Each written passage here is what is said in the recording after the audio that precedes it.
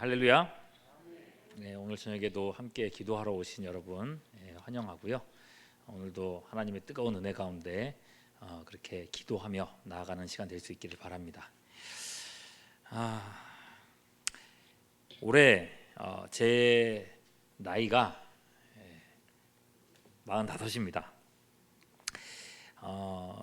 37대 우리 교회를 왔는데 어느덧 이제 8년이 지나갔어요. 그러니까 우리 교회에 있으면서 제가 40대를 맞이했죠. 40대 들어서면서 제가 많이 듣던 이야기가 있습니다. 많은 분들이 40대 때 건강을 조심해라 이런 말씀을 하셨어요. 지금 여기 계신 분들 중에서 저한테 그렇게 말씀하신 분이 계세요.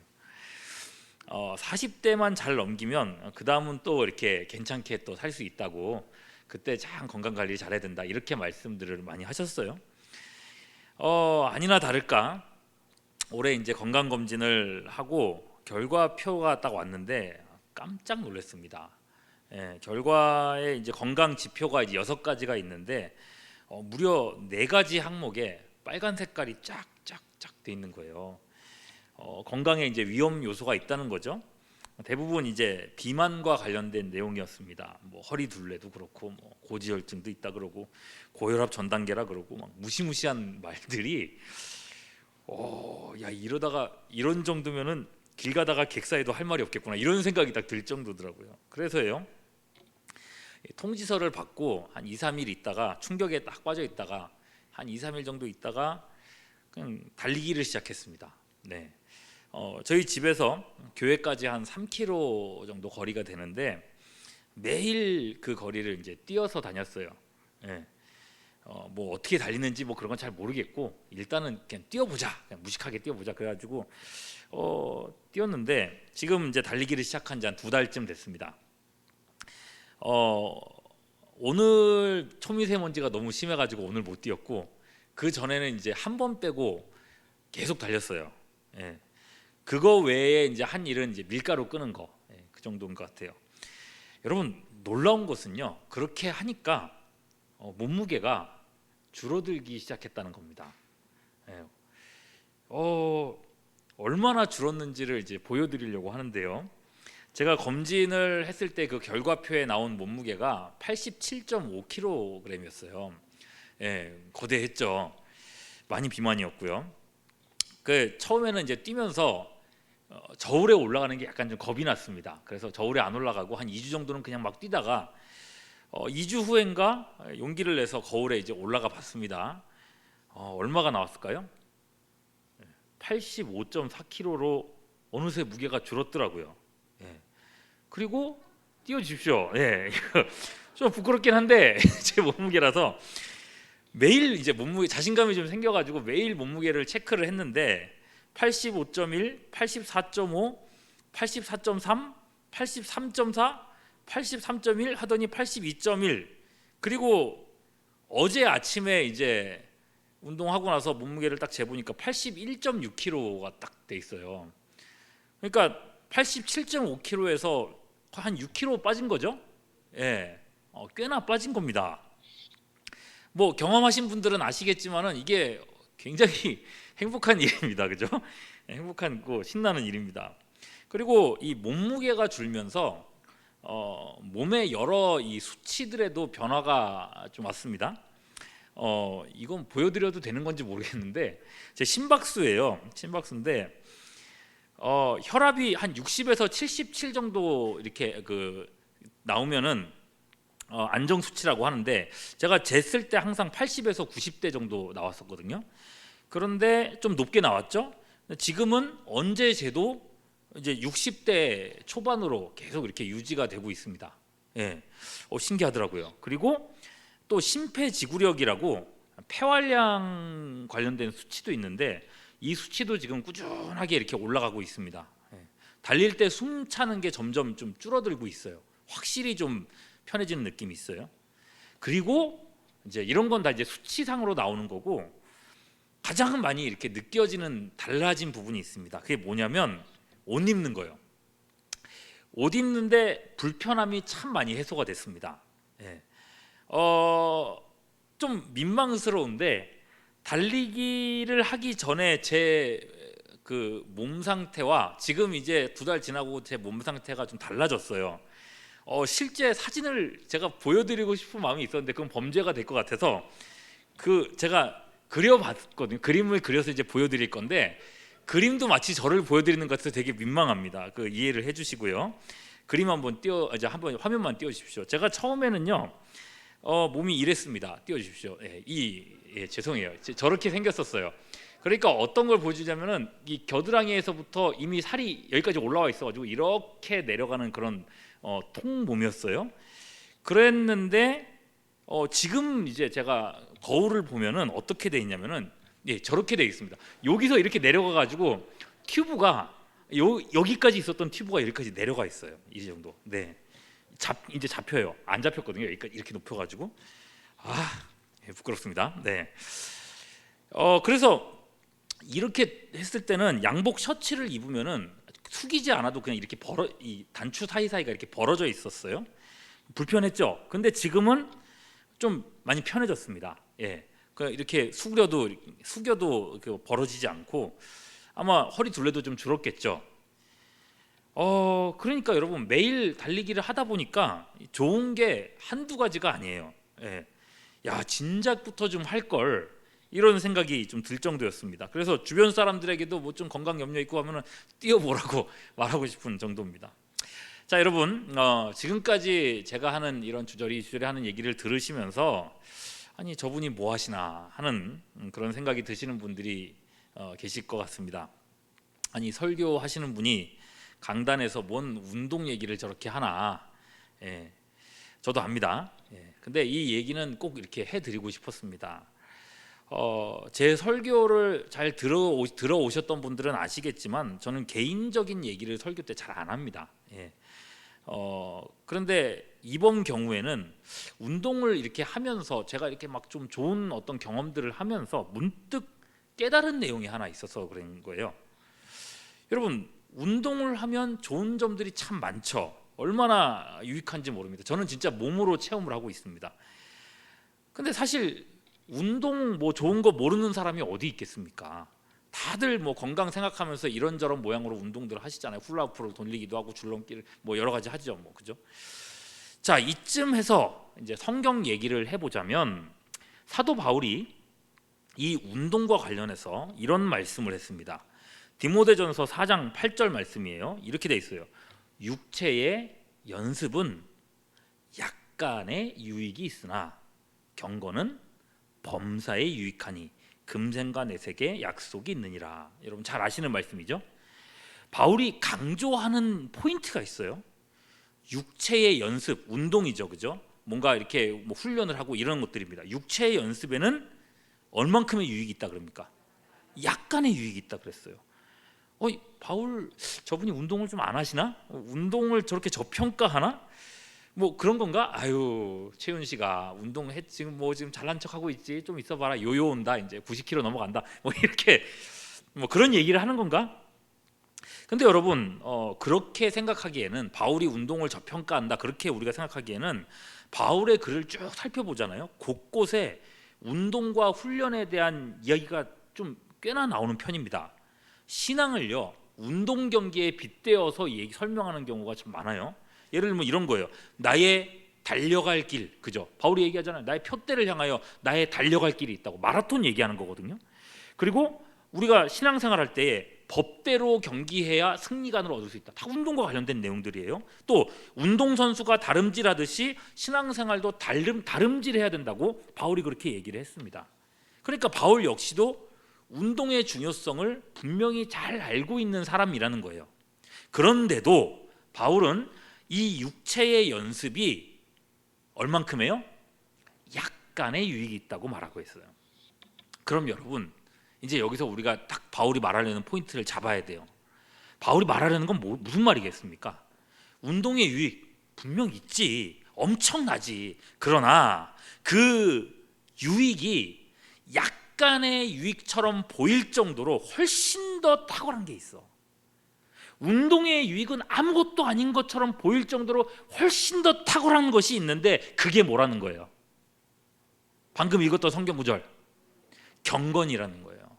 경건은 어떻다고요? 범사에 유익하다. 범사에 유익하다. 육체의 연습, 운동, 건강 좋죠. 하지만 그게 아무리 좋아도 경건의 훈련에 비하면 조족지혈이라는 겁니다. 경건은 범사에 유익합니다. 범사만이 아니죠. 그 다음에 뭐라 그랬어요? 금생과 내생의 약속이 있다 그랬습니다. 운동 열심히 해, 건강해질 거야, 좋아질 거야, 약속이 있죠. 그러나 경건은 금생과 내생에까지 약속이 있다 그랬어요. 육체를 훈련하고 단련하듯이 영혼도 단련하고 고양시켜야 한다는 거죠. 그게 뭐예요? 경건이에요. 경건. 매일 달리기를 하는 것처럼 매일 경건의 훈련을 하게 되면 금생에도, 이 땅에서도 사는 동안 범사에도, 또 내세 영생에까지도 유익이 있다고 말씀하고 있는 것입니다. 여러분, 바울이 얘기하는 겁니다. 육체의 건강이 중요한지를 안다면 영혼의 건강은 더 중요하다는 걸 알아야 된다는 겁니다. 육체의 건강을 위해서 운동도 하고 영양제도 사 먹고 음식도 가려 먹고 그런 걸 할 줄 안다면 영혼을 위해서는 얼마나 더 투자를 해야 되겠느냐는 거예요. 이게 여러분 제가 하고 싶은 말씀입니다. 여러분, 여러분의 영적 건강은 지금 어떻습니까? 코로나 기간 동안에 예배도 없고 기도도 없고 말씀도 없었던 그런 성도님들 계시다면 세상의 것들이 어느 순간 축적이 되어서 영적인 비만에 빠져 있지는 않습니까? 세상의 걱정이 영혼까지 막 타고 들어와서 영적 고지혈증에 지금 걸려 있지는 않을까요? 세상의 악한 것들에 계속해서 내 영혼이 노출되다 보니까 그 독성 때문에 영적인 간 수치가 막 올라가 있는 거 아닐까요? 그리스도로 옷 입고 살아가야 하는데, 예수님의 사람으로서 그 옷이 태가 나고 핏이 맞아야 되는데 세상에 살이 오를 대로 올라버려서 그리스도로 옷을 입으려고 해도 안 어울리고 있는 거 아닐까요? 그냥 안 믿는 사람처럼 사는 게, 그냥 입고 다니는 게 더 편한 거 아닌가? 여러분의 영성에는 빨간 줄이 얼마나 그어져 있을까요? 여러분, 이제는 털고 일어나야 할 때입니다. 우리 아까 찬양했었죠. 일어나라, 일어나라. 경건은 범사에 유익합니다. 금생과 내생에 약속이 있습니다. 여러분, 경건 훈련의 가장 좋은 방법은 뭔가? 기도예요. 기도. 매일매일 시간을 정해서 기도하고, 골방에서 기도하고, 교회에서 기도하고, 부르짖어 기도하고, 기도하다 보면 영적인 능력들이 생겨납니다. 몸이 변하고 체형이 변하는 것처럼 영혼이 잘 되고 범사가 새로워집니다. 세상을 보는 관점이 달라집니다. 변화되는 거예요. 그래서입니다. 금요기도회 설교를 담당한 우리 교역자들이 이제 우리 기도에 대한 설교를 한번 해보자, 기도를 회복하도록 우리 말씀을 전해보자, 이렇게 마음을 모았어요. 그래서 우리 한 2주 전부터 계속 기도에 대한 주제로 설교를 하고 있죠. 여러분, 기도하면 달라집니다. 기도하면 변화됩니다. 기도하면 좋아집니다. 참고로 여러분, 저희가 설교를 위해서 선정한 책도 설교를 위해서 이제 주제가 되는 책을 한 개 정해서 같이 하고 있는데, 딱 그런 제목의 책을 만났어요. 제목부터가 이거예요. 책 좀 보여주십시오. 이겁니다. 보이시죠? 제목 뭡니까?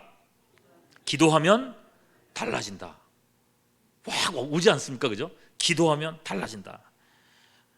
여러분, 근데 이 책 보셨다고 해서 이거 딱히 사보지는 마십시오. 안 사보셔도 됩니다. 저희가 다 보니까 도전은 되는 책인데 성경 해석에 좀 자의적인 부분이 좀 많아요. 그래서 굳이 읽지는 않으셔도 되겠고, 저희가 책에 있는 12주제만 가지고 와서 12주 동안 말씀 전하면서 함께 기도하려고 그렇게 합니다. 자, 여러분, 기도하면 달라진다. 운동하면 달라지는 것처럼 기도하면 달라진다는 거죠. 그럼 무엇이 달라지는가? 자, 오늘이 이제 세 번째 주제인데 제목이 나와 있죠? 뭐라고 되어 있습니까? 우연 같은 뭐가요? 기적이 곳곳에서 일어납니다. 함께 읽어볼까요? 시작. 우연 같은 기적이 곳곳에서 일어납니다. 그럼 우리가 기도하면서, 하나님 앞에 기도하면서 기대하는 게 있잖아요. 하나님이 우리 삶에 개입하시는 거죠, 그죠? 우리의 앞길을 하나님이 인도해 주시고 어려운 일들을 헤쳐가게 하시고 다시 일어날 힘을 주기 원하는 것 아닙니까? 내 힘으로 되지 않는 것들, 불가능한 일들이 하나님의 능력으로 이루어지기를 바라면서 기도하는 거예요. 여러분, 기도하면 그런 일이 벌어진다는 거죠. 우연 같은 기적이라고 했잖아요. 여러분, 우연 같다라고 하는 말은 다른 말로 필연이라고 할 수 있습니다. 필연. 기도를 통해 하나님이 우리 삶에 개입하시는 거거든요. 그 자체로서 이미 기적이 시작되는 겁니다. 우리는 이제 오늘의 주인공 에스더를 통해서 이 진리를 함께 살펴보려고 합니다. 여러분, 이스라엘이 페르시아의 포로로 잡혀 있을 때입니다. 당시 왕이 이제 아하수에로인데, 아하수에로가 총애하는 신하 중에 하만이라고 하는 못된 사람이 있었습니다. 이 하만이 아하수에로 왕을 구슬러서 페르시아 안에 있는 이스라엘 포로들을 몰살시키는 법을 통과시켜 버립니다. 이스라엘 사람들을 어떻게 한다고요? 몰살시키는 법을 어떻게 했다고요? 통과시켰다고. 법을 통과시켰다 그러니까 요새 참 많이 좀 마음이 그러지 않습니까? 요즘에 이상한 법들 자꾸만 통과시키잖아요. 차별금지법 통과시키고 뭐 동성애법 통과시키고. 근데 이런 일들이 옛날부터도 있었던 거예요. 이런 법들 자꾸 통과시키려고 하는. 자, 이런 악한 법을 통과시켰는데 이제 이 법의 이름을 말하자면 유대인 살해법이라고 할 수 있겠습니다. 유대인들은 누구든지 죽일 수 있는 법. 자, 이제 몇 달 있으면 이 법이 이제 공식적으로 실행이 될 예정입니다. 온 이스라엘 사람들이 통곡을 하고 절망에 빠져 있습니다. 자, 이런 상황에서 이 일이 바뀔 수 있는 방법, 이 일이 뒤집힐 수 있는 방법은 왕이 그 마음을 바꾸고 친히 법을 변개하는 것밖에 없습니다. 그 외에는 방법이 없습니다. 이 일에 도장을 찍은 왕이 친히 이 일에 대해서 반대 도장을 찍어줘야 되는 거예요. 자, 이 위기의 시기에 왕에게 그나마 가서 간언할 수 있는 사람이 있었으니 누구예요? 유대인으로서 이때 왕후로 있었던, 왕의 아내로 있었던 누구? 에스더입니다. 에스더. 근데 여러분, 에스더가 가서 왕이시여 살려주십시오 이렇게 얘기하면 좋을 텐데, 에스더도 이때 난처한 상황에 있었어요. 뭐냐면 왕후이기는 했지만 이미 왕에게 부름을 받은 지가 30일이 넘었었던 겁니다.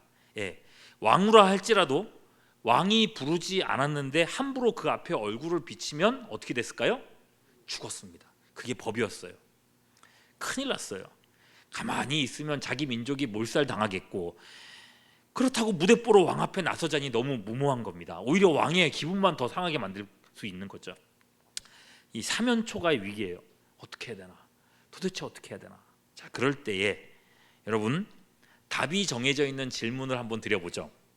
이 곤란한 때에, 내 힘으로 해결할 수 없는 이 때에 하나님의 백성들은 어떻게 해야 될까요?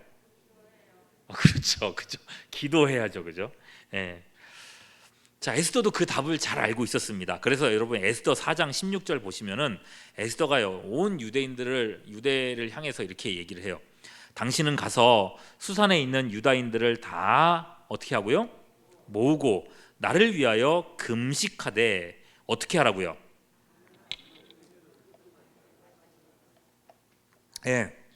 지금 우리가 죽고 사는 문제 앞에 있는데 대충 지금 그럴 때가 아니다. 3일 동안 먹지도 말고 마시지도 말고 잠도 자지 말고 3일 밤낮으로 기도해달라고. 이건 우리 살아야 되는 문제라고 하면서 온 유다인들에게 이제 이런 부탁을 하는 거죠. 그리고 저는 그 다음이 중요합니다. 뭐라고 했습니까? 나도, 그죠? 나도 나의 시녀와 더불어 이렇게 금식한 후에 규례를 어기고 왕에게 나아가리니. 그 다음에 뭐라 했어요? 죽으면 죽으리이다. 여러분, 온 유대인들에게 부탁을 했어요. 밤일 삼낮 잠도 자지 말고 금식하면서 기도해달라고 말이죠. 여러분, 거기까지는 맞아요. 거기까지는 참 잘했어요. 문제가 있을 때 사람들에게 기도하는 거 참 중요합니다. 여러분들에게도 문제가 생겼을 때 구역 식구들에게, 전도회 식구들에게, 교역자들에게 이야기하고 그걸 기도 제목으로 말하는 거 참 중요합니다. 기도해달라고, 이 문제 좀 해결될 수 있게 기도해달라고 참 중요합니다. 근데 많은 분들이 뭐라 그러냐면, 아유 소문내지 말아주세요. 아유 목사님, 교인들한테 얘기하지 마세요. 주보고 한 건 하지 마세요. 막 그렇게 말씀들 하신 분들이 참 많아요. 부끄러운 거 아니에요, 여러분. 기도 제목 얘기하는 거예요. 자, 이렇게 얘기했습니다. 온 유대인들에게 기도해달라고 부탁을 했어요. 근데 말입니다, 그 다음의 행동이 문제예요. 이게 맞나 싶은 거죠. 보세요. 자기도 3일 밤낮을 금식으로 기도하고 그 다음에 왕 앞에 나가겠다 그런 거죠. 그죠? 아니 여러분 잘 생각해 보십시오. 그게 맞을까요? 틀릴까요? 맞습니까? 틀립니까? 왕이 30일 동안이나 에스더를 안 불렀다는 것은 지금 에스더도 왕한테 그렇게 큰 매력이 없다는 거예요. 그죠? 왕의, 좀 심하게 말하자면 왕의 눈밖에 난 거예요. 그죠? 왕이 자기를 봤을 때, 그러니까 지금 이 에스더가 왕 앞에 나가서 살아남을 수 있는 유일한 방법은 왕이 자기를 딱 봤을 때 눈이 뒤집어지도록 예쁘게 보이는 방법 그 하나밖에 없습니다. 그래서 왕이 너무 사랑스러워 보여서 자기의 호를 내밀고 그 호를 잡고 일어서면 자기도 살 수 있고 그나마 왕에게 청을 올릴 수 있는 가능성이 생기는 거예요. 그렇다면 여러분, 에스더는 지금부터 뭘 해야 됩니까? 백성들에게 기도를 부탁한 다음에 자기는 뭘 해야 될까요? 자기는요, 잘 먹고 잘 자야 됩니다. 그죠? 예뻐야 되거든요. 예? 피부가 촉촉하게 유지돼야 되지 않습니까? 피부 마사지도 계속 받고, 그죠? 아름다운 옷도 막 준비하고 그래야 될 겁니다. 어쨌거나 왕에게 가장 아름다운 모습이 되도록 준비해야 될 겁니다. 3일 시간 짧아요. 그러지 않고 3일 밤낮을 에스더가 금식하고 막 기도한다. 여러분, 그렇게 하면 여러분 3일 후에 그 얼굴이 어떨까요? 윤기가 날까요? 아니면 푸석거릴까요? 푸석거리겠죠. 복스러워 보일까요? 수척해 보일까요? 그죠? 수척해 보이겠죠. 절대 이뻐 보일 수가 없습니다. 안 이뻐 보이는 정도가 아니라 너무 수척해서 심지어 사람이 막 수심이 있는 것처럼 보일 겁니다. 근데 여러분 이건 큰 문제예요. 고대 사회에서요, 신하가 왕 앞에 수심이 있는, 걱정이 있는 표정을 짓거나 그러잖아요. 그러면 사형입니다. 죽어요. 왕 앞에 표정 관리 못하는 자체가 허용되지 않았을 뿐만 아니라 자칫 이게 이런 표정을 짓고 있으면 모반을 꾸미고 있기 때문에, 왕을 살해하려고 하기 때문에 저렇게 수심이 많다고 오해하기 십상이라서 그렇습니다. 그 느헤미야 아시죠? 느헤미야 2장에 보면 딱 그런 예가 있어요. 느헤미야가 예루살렘에 남아있는 백성들이 고통받고 있다는 그 얘기를 듣고, 자기 백성들이 고통받고 있잖아요. 마음에 수심이 가득했어요. 그 표정을 당시의 왕인 아닥사스다가 보게 된 거예요. 2절에 보면요, 느헤미야 2장 2절에 보면 그렇게 얘기합니다. 왕이 내게 이르시되 내게 병이 없거늘 어찌하여 얼굴에 수심이 있느냐? 이는 필연 내 마음에 뭐가 있음이로다? 근심이 있음. 너 혹시 반역을 꾀하는 거냐? 이렇게 물어보는 거거든요. 이 말 듣고 느헤미야가 어떤 기분이었다고 합니까? 그때에 내가 크게 두려워했다 그랬습니다. 막 덜덜 떨릴 정도로 두려워했다 그랬어요. 이게 아닌데? 네. 여러분, 왕 앞에서 표정 관리 안 되는 것도, 수척해 보이는 것도 당시에는 큰 죄였어요. 여러분, 에스더도 마찬가지입니다. 왕 앞에 최고로 아름답게 꾸며도 모자른 판인데 3일 밤낮을 잠도 안 자고 굶으면서 기도하겠다? 그 얼굴로 왕 앞에 나가겠다? 위험해요. 그러니 여러분, 에스더가 죽으면 죽으리라고 말을 한 거예요. 예. 안 꾸미고 갈 겁니다. 기도하고 갈 겁니다. 죽으면 죽을 겁니다. 이거예요. 에스더는요, 자기의 미모를 의지하지 않았던 겁니다. 사실 미모를 의지할 만한 사람이긴 했죠. 페르시아 전역에서 최고 미인이니까 왕으로 간택된 거거든요. 미인계로 왕에게 잘 보이려는 시도도 해볼만 했을 거예요. 그러나 그러지 않았습니다. 자신의 생사를 하나님께 맡겨드렸고 죽을 각오로 기도했습니다. 기도하는 게 맞다고 정했습니다. 여러분, 결국 어떤 일이 벌어졌을까요? 기적이 일어났습니다. 어떤 기적이요? 아수르 왕의 눈에 콩깍지가 쓰였었습니다. 에스더 5장 2절 말씀 같이 볼까요? 시작.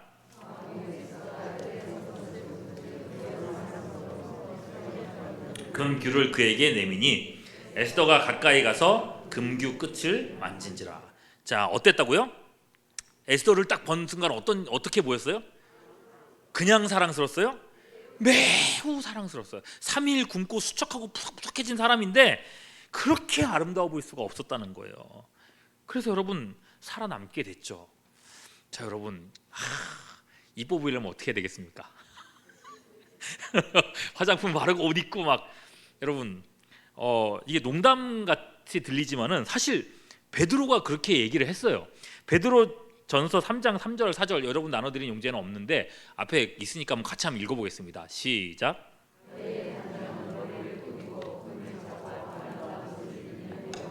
하지 말고 오직 마음에 숨은 사람을 온유하고 안정된 썩지 않을 것으로 하라. 이는 하나님 앞에 값진 것이니라. 베드로도 그렇게 얘기를 했다니까요. 겉모양이 아니라고. 자, 여러분, 아수에르 눈에 콩깍지가 씌었는데 그냥 보통 씌운 게 아니에요. 그 다음을 보십시오. 뭐라 그랬습니까? 왕이 이르되 3절에 왕후 에스더여, 그대의 소원이 무엇이며 그대의 요구가 무엇이냐? 뭐를 주겠다 그래요? 나라의 절반이라도 그대에게 주겠다. 왕이 얼마나 마음을 뺏겼는지 알 수가 있죠, 그죠? 나라의 절반이라도 주겠다. 그럼 여러분 문제 다 해결된 거 아닙니까? 딱 지금 바로 얘기하면 되잖아요, 그죠? 자, 잠언 21장 1절은요 이렇게 말을 합니다. 왕의 마음이 여호와의 손에 있음이 마치 본물과 같아서 그가 임의로 인도하시느니라. 왕의 마음이 누구의 손에 있다고요? 하나님의 손에 있다고요. 왕의 마음은 하나님의 손 안에 있습니다. 사실 모든 사람의 마음이 하나님의 손 안에 있어요. 하나님이 감찰하시죠. 인간관계로 여러분 힘들어하시는 분들이 있다면 이 말씀 꼭 기억하십시오. 왕의 마음이 활짝 열린 건 하나님의 기적이었던 겁니다. 그리고 이건 시작에 불과합니다. 그 다음에 일어난 일을 보세요. 이때에 자, 좋은 분위기가 됐을 때에 즉시 사실을 딱 얘기하면서 그러면 좋을 텐데 에스더는 이때 뜸을 들입니다. 한 타임 걸읍니다. 아무리 좋은 분위기였어도 왕이 여전히 하만을 신뢰하고 있기 때문에 갑작스럽게 하만 나쁜 놈입니다 이래버리면 왕의 기분만 딱 상할 걸 알고 있었던 거예요. 그 에스더가 뭐라 그래요? 제가 오늘 왕을 위해 잔치를 준비했으니 왕께서는 귀하게 여기시는 신하 하만과 함께 잔치에 와주십시오. 자, 그렇게 전체를 끝내고 왕이 이제 그때 다시 묻습니다. 그래 왕후여, 그대의 소원을 말해보시오. 내가 나라의 절반이라도 준다니까. 그러면서 자꾸만 왕의 마음을 막 애타게 만들어요. 뭘 반드시 해주겠다는 마음이 가득하게 만들려고 해요. 그때 에스더는 또 어떻게 합니까? 또 거르죠.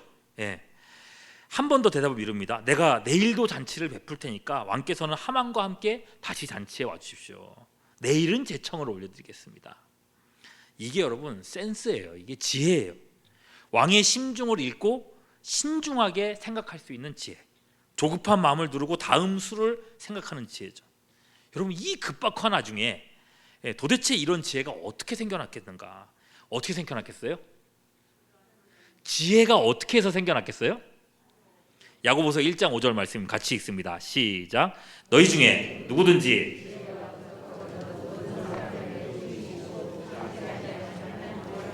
그리하면 주시리라. 여러분 이게 기도하는 자에게 주시는 하나님의 약속입니다. 아브라함 링컨은요 1865년 하퍼라는 잡지 7월호에서 이런 문구를 남겼습니다. 나는 어려울 때마다 무릎을 꿇고 기도합니다.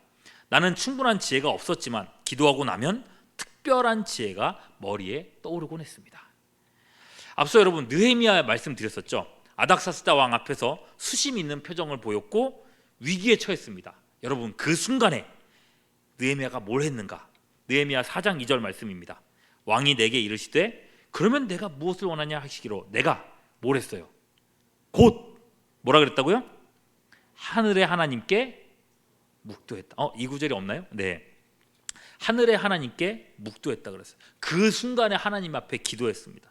그 순간에 필요한 대답이 입에서 툭 튀어나왔고 왕에게 아뢰습니다. 그렇게 해서 예루살렘 성벽 쌓는 역사가 이 느헤미야를 통해서 이렇게 시작되게 된 겁니다. 기도할 때에 하나님은 적절한 지혜를 주신다는 겁니다. 이것 또한 기적이죠, 그죠? 그리고요 마지막으로 무엇보다 우리가 하는 일들이 하나님의 시간표와 이가 물려서 돌아가게 됩니다. 자, 이제 우리가 주목해야 될 부분이 바로 이 지점이에요. 우연 같은 기적이라고 했죠. 하만은 장대를 만들어서 에스더의 삼촌 모르드게를 달아 죽이려고 준비했습니다. 근데 말입니다. 그날따라 아하수에르 왕이 잠이 안 온 거예요. 이 잠이 안 올 때에 여러분 왕이잖아요. 그러면 할 수 있는 게 얼마나 많이 있겠습니까, 그죠? 그런데 잠이 안 올 때 뭘 가지고 오라는지 보십시오. 오늘 본문인데 6장 1절이요. 그날 밤에 왕이 잠이 오지 아니하므로 명령하여 뭐를요? 역대 일기를 가져다가 자기 앞에서 읽혔다 그랬어요. 아니 하고 많은 즐길거리가 있을 텐데 아무 재미도 없는 역대 일기를 갖고 와서 읽겠다고 하는 거예요. 왜 그랬나 모르겠어요. 이것도 희한한데 그 방대하게 많은 자료 중에 하필이면 뭘 읽었는가? 뭘 읽었는가? 에스더의 삼촌 모르드게가 왕을 암살하던 그 반역 자를 고발해서 왕의 목숨을 구한 그 일을 보게 된 겁니다. 모르드게? 내가 이 사람을 치한 일이 있었나? 생각해 보니까 없었어요. 그래 이 일로 시작해서 이제 역전이 벌어지죠. 다음날 왕은 하만을 시켜서 모르드게를 높이도록 명령합니다. 하만은 자기가 죽이려고 했었던 모르드게에게 왕의 왕관을 씌우고 왕의 옷을 입히고 왕의 말을 태워서는 모르드게 만세를 외치고 다니게 된 겁니다. 하만에게 있어서는 말할 수 없는 굴욕이죠. 그리고 여기서 끝이 아니에요. 오후가 됐을 때 왕과 하만이 에스더의 두 번째 잔치자리에 참석하는데 에스더가 하만의 악한 계획을 폭로하게 된 것입니다. 모르드게를 매달려고 했었던 그 장대에 하만이 매달리게 된 거죠. 여러분, 에스더가 하루 전에 얘기했으면 이 모든 것들이 어그러져 버렸을 텐데 하루를 미루면서 하나님이 준비하신 시간표와 딱 맞아 떨어져서 가게 된 것입니다. 이리하여 이스라엘의 원수를 물리치게 되고 이스라엘은 죽음의 위기를 넘어갈 수 있게 되었습니다. 죽음의 절망이 하루아침에 승리의 기쁨으로 바뀌게 된 것입니다. 여러분, 이 모든 역전극의 출발점이 어디서부터였어요? 모든 것을 내려놓은 기도였던 것입니다. 에스더를 통해서 알 수 있는 진리가 뭡니까? 자신의 가능성을 내려놓고 기도하는 사람이야말로 하나님 나라의 일꾼이라는 겁니다. 기도하지 않았으면 아무 일도 이룰 수 없었을 거라는 얘기죠. 여러분, 1800년대 미국의 위대한 목회자, 지금도 미국이 기억하고 있는 위대한 목회자인 E.M. 바운즈라는 사람은요, 이런 말을 남겼습니다. 같이 한번 읽어보시죠. 시작.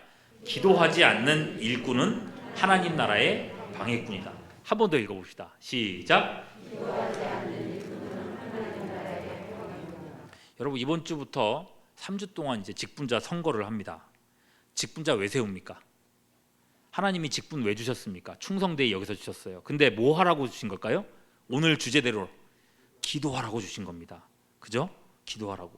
기도로 하나님 나라의 역사에 동참하라고 세우시는 거예요. 집사고 권사고 장로고 누구나 마찬가지입니다. 기도 안 하는 직분자는 하나님 나라의 걸림돌이라는 겁니다. 하나님이 충성되이 여겨서 직분 주셨으면 걸림돌 되면 안 된다는 거예요. 에스더가 죽으면 죽으리라 했던 것처럼 이제 죽을 각오로 기도하는 사람이 직분자라는 거예요. 오늘 이제 말씀을 정리하겠습니다. 세상 사람들이 하는 말 중에 이런 말이 있어요. 기회의 신이라는 그 신이 있는데 제가 그런 신을 믿는 건 아닙니다. 기회의 신은 앞에만 머리가 있고 뒤에는 없어서 놓친 후에는 잡을 수가 없다. 앞에만 숱이 많이 있고 뒤에는 대머리라는 거예요. 그래서 놓치고 나면은 잡을 수가 없다 그랬어요. 무슨 말인가 하면 준비되어 있지 않으면 기회가 와도 잡을 수가 없다는 것입니다. 지나간 기회는 다시 돌아오지 않는다는 거예요. 여러분, 기도가 딱 그렇습니다. 기도하는 사람에게 기적이 우연처럼 찾아오는 겁니다. 우연처럼 보이지만 필연입니다. 그러나 여러분, 기도도 안 하면서 기적을 바란다, 기도도 안 하면서 도우심을 바란다, 그건요 감이 열리지도 않은 감나무 밑에서 입 벌리고 있는 거하고 똑같은 겁니다. 망령되고 허탄한 일입니다. 디모데전서 4장 7절, 망령되고 허탄한 신화를 버리고 오직 어떻게 되라고요? 경건에 이르기를 연습하라. 여러분, 건강 챙기느라고 운동하시잖아요.